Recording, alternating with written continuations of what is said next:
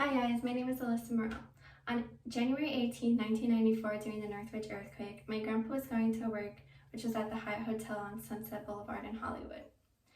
When he was putting his key in the door to go inside to work, his hand kept going up and down because the ground was shaking. Since he couldn't get inside and noticed that an earthquake was happening, he ran to the doorway in the men's locker room. To make matters worse, the lights went out and he was in complete darkness. Looking for a flashlight and found one, he calmly waited until the earthquake stopped. Many people are not so fortunate to have their lives spared. What was the outcome of the Northridge earthquake? Many lives were being put at risk when this tragic event happened. How can we come together as a group to help support each other? Today, please join me in exploring the effects of the Northridge earthquake. During this talk, we will look at the damage from the plate shifting, the lives that were lost, and what you could do to be safe during an earthquake. Let's start with how tragic this event was. It happened in San Fernando, California. The earthquake was a 6.6 that struck Northridge, California in 1994 on Martin Luther King Jr. Day. You can imagine how hard the earth was shaking out of nowhere. In my personal opinion, I hate earthquakes, which is a lot of folks out there that do. They are destructive and scary. The damage that was done by this specific one was caused by a dip, slip, and the thrust fall. The famous freeways that we use every day were destroyed, as well as homes. Overall, the damage caused $20 million that the government had to fix.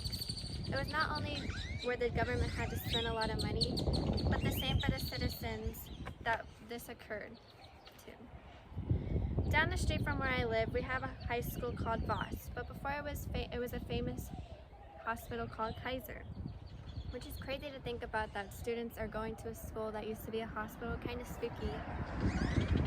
In total, 82,000 homes were destroyed and 5,400 mobile homes were damaged. That's a lot of places that people rely on shelter, which is really sad because they were no longer there. Now you can imagine the amount of homes that were destroyed, but what about the amount of lives that they're just gone now?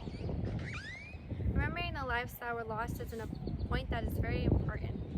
They could have been emergency workers helping people, and they could also be everyday people. 72 people died, and 17 died when a top floor fell on them.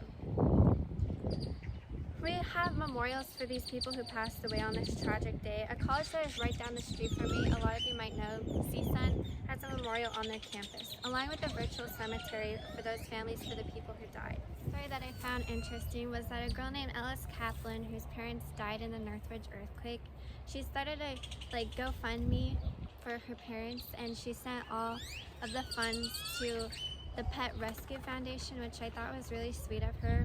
She just went through a tragic event, but she turned it into something that could be remembered. So I wanted to take a moment and go over the famous stop, drop, and cover. Some of you probably heard of stop, drop, and roll, but this is kind of different.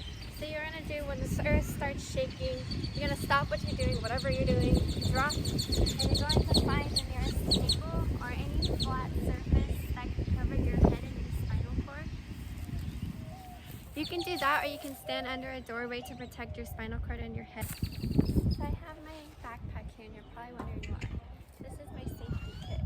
Inside, I have some Band-Aids, and I have some toilet paper, because you know we're always going to need that, especially during COVID times if an earthquake happens. And then we got a battery-operated flashlight, some water bottles, and always don't forget your medicine if you take any like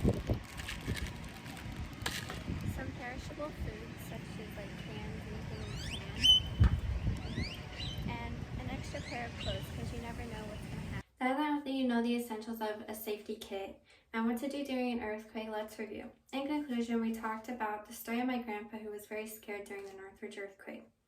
To all the lives that were lost that day, I'm just so grateful that no one I knew died, but I wanted to take a moment for those people who did.